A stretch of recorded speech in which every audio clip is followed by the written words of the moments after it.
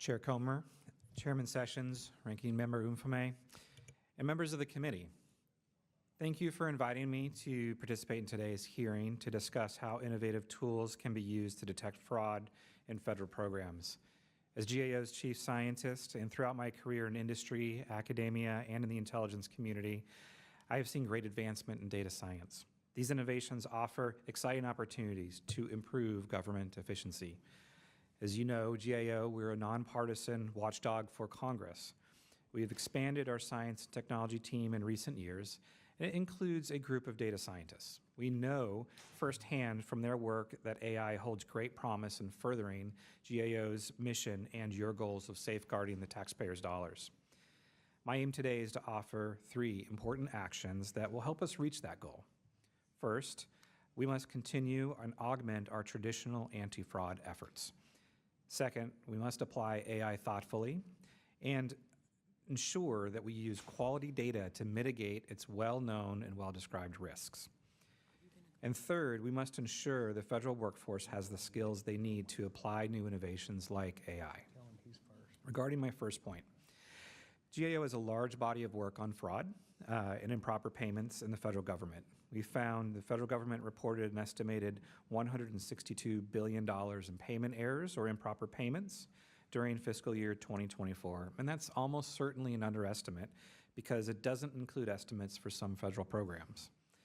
We've outlined numerous ways that Congress and federal agencies can tackle this problem with existing capabilities, such as reducing data silos.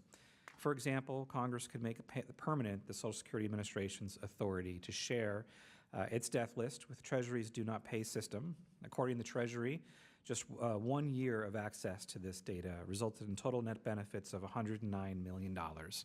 But Treasury's access to this data was set to expire in December, although I learned that it just passed for permanent expansion, which is great news to us. These traditional methods routinely prevent and detect fraud. By enhancing them, we can save taxpayer dollars today without new technology.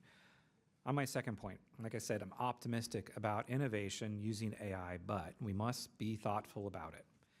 In data science, we often say garbage in, garbage out. Nowhere is that more true than with AI and machine learning. If we start trying to identify fraud and improper payments with flawed data, we're going to get poor results.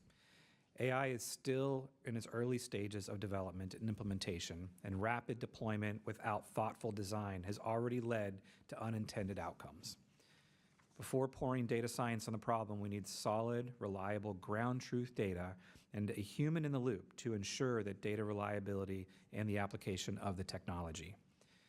GAO has an AI accountability framework, which lays out these and other principles.